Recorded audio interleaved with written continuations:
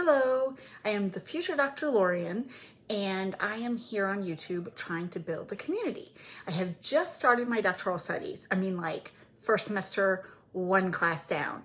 And what I'm hoping to do with my doctoral studies and my dissertation is I am working to build a framework for education in the digital era. More about that in a minute. First, let's start with the whole community thing.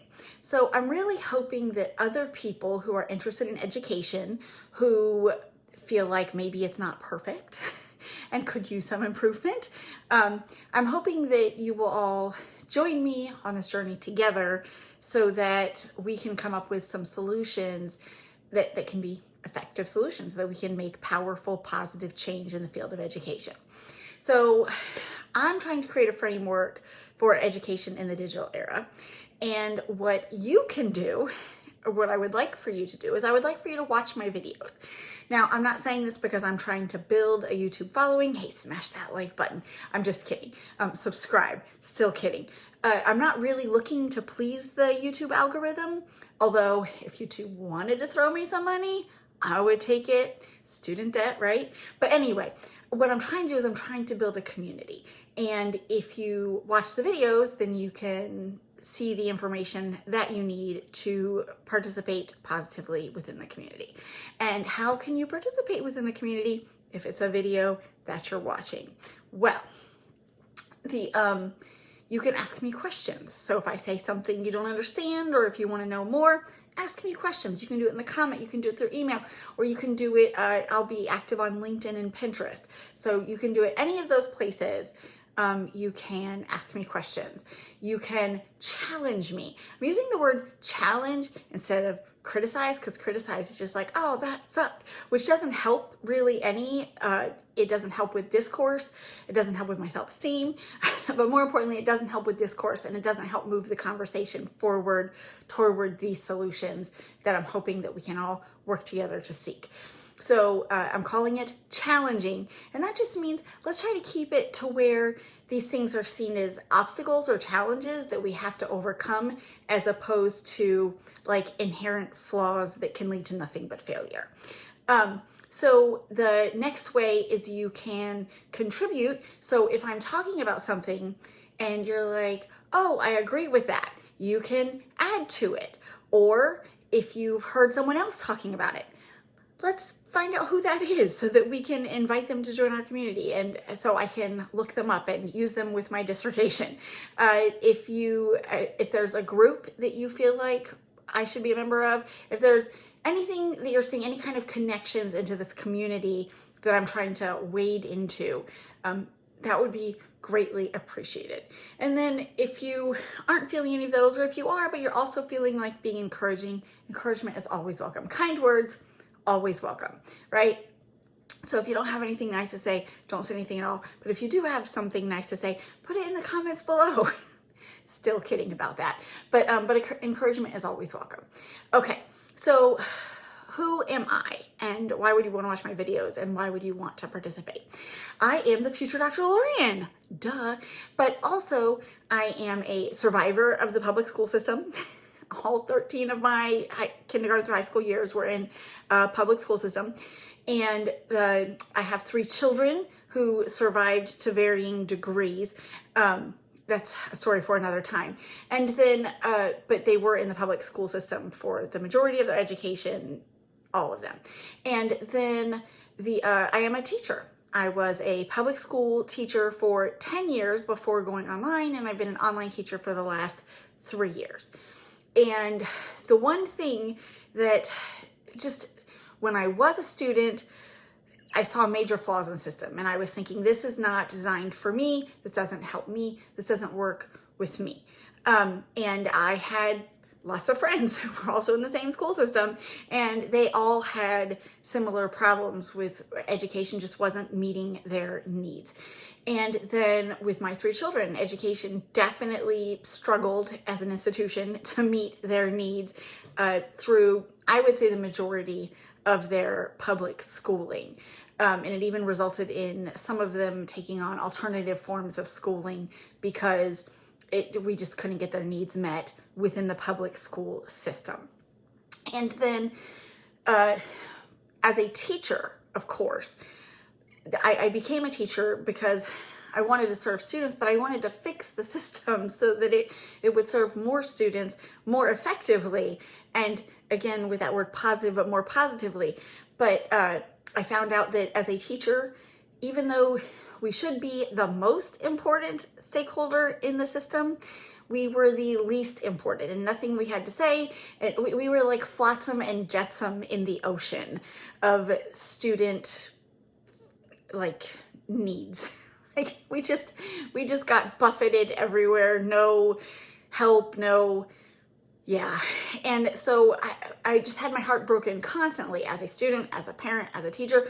My heart was just broken constantly with the school system and the way that it was failing students. And seeing it and knowing it, and then after my education and training and experience as a teacher, I even knew how to fix it a lot of the time. And because the system itself is fundamentally broken, it like tied my hands to where I could not even get to the students to give them what they needed. So I don't blame my teachers for not being able to give me what I needed because they were working in a broken system. And I don't blame my children's teachers for not giving them what they needed as students because their teachers were working in this broken system. So I think we've tried to fix the system, and I think we have failed to fix the system. And at this point, I think that our system might have at some point been good in the industrial era, in serving industrial era needs, but we're not in that era anymore. And I don't think that the system can be fixed at this point. I don't think there are any adjustments or anything else. I think what we need to do is pretend there was an apocalypse, like a pandemic. Let's pretend there was a pandemic and it changed everything, including granting unprecedented access to the internet and internet devices to all of our students, and the rapid development of technology and theory and study and research behind online education and experience with online education. And let's just pretend that something like that happened and that we now have the data that we need and the research and the understanding to come up with something new that will be a new model that will serve students in the digital era. Okay, so that's what I want to do with my dissertation and with my doctoral studies, and what I'm hoping I can build a community around here on this channel is this idea that there is a solution and that we can create a solution. Now, I don't know exactly what the solution is yet. I don't know exactly what the framework is yet. I don't know exactly what the model is yet. But I do feel very strongly that it will involve these two elements. One is it will be multimodal, and two is it will have a responsive curriculum. So with multimodal means that we will commit fully to integrating the resources of online learning and the learning technology of today and the learning research of today. We have learned more about learning from the pandemic. I mean, we've just learned so much about learning, and that we know, we can verify, we can prove that what we're doing doesn't work, and that it is actually oftentimes harmful to the same students that we're trying to serve. And so we just need to commit to a system that integrates and implements these solutions in effectively and authentically. And that would be multimodal. So there would be a teacher, everything revolves around the teacher.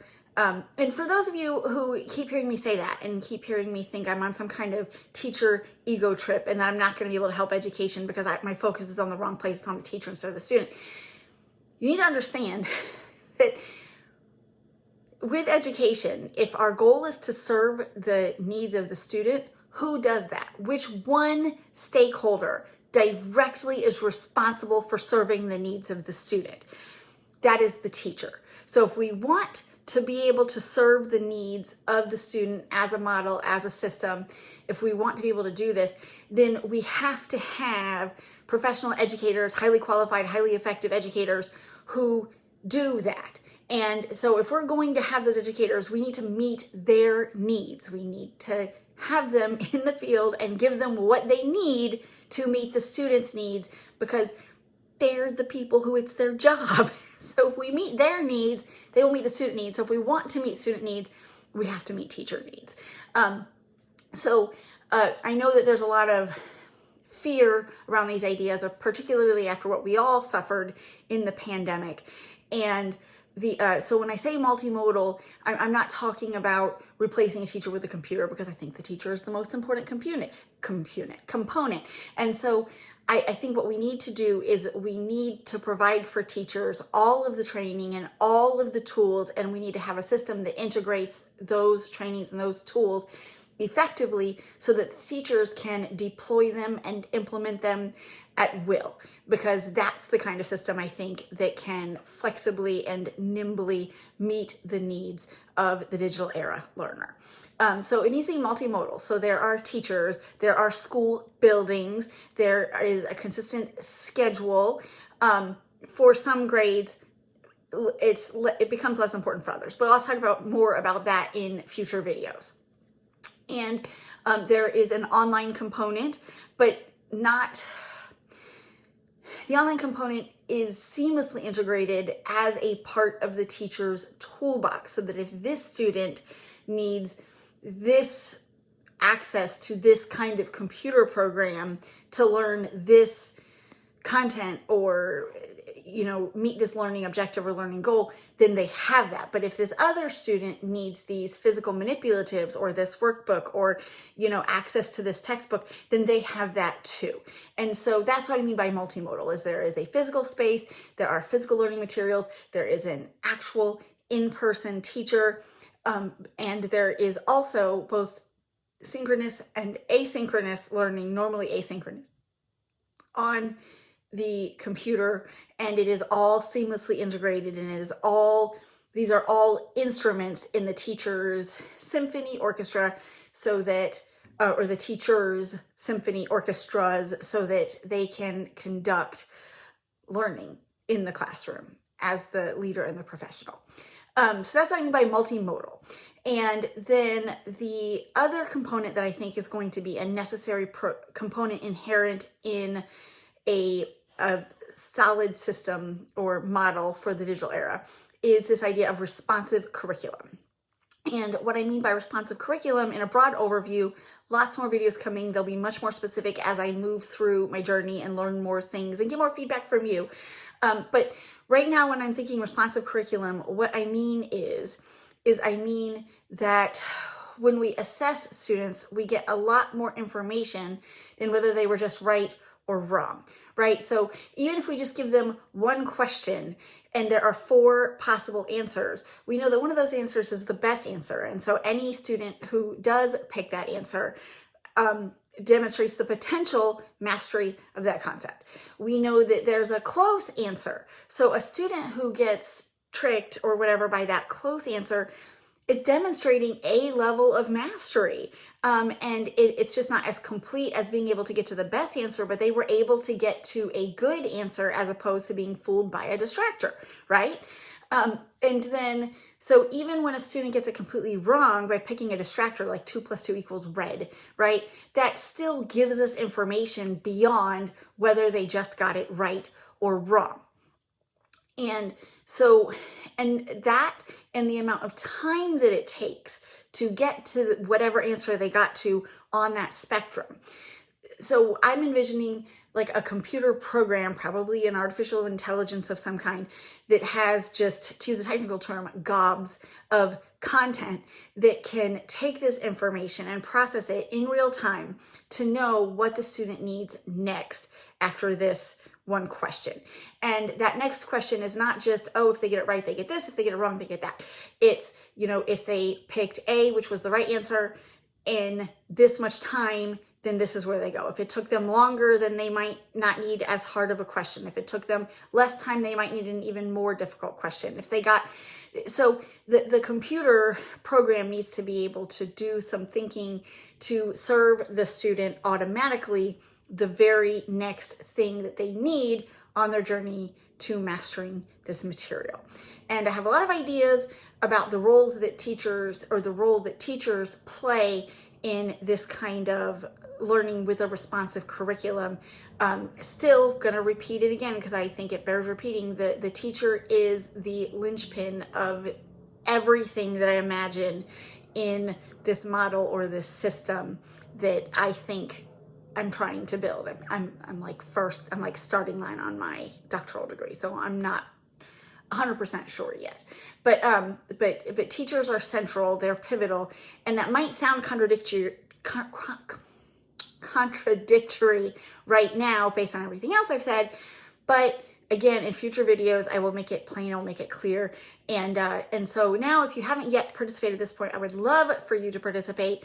And so if you have questions about anything that I haven't made clear, or, you know, you'd like more information about anything, or if you want to challenge any of the concepts that I have put forth, if you have information of people or sources that I should connect with based on kind of where my thinking is going at this point, or you just want to encourage me, please go ahead and put that in the comments below, or email me, or message me on LinkedIn or Pinterest. And yeah, that's it for this video. Everything else will be coming later. So it was nice to meet you, and I hope that you have something to say. And yeah, this is goodbye from the future Dr. Lorian.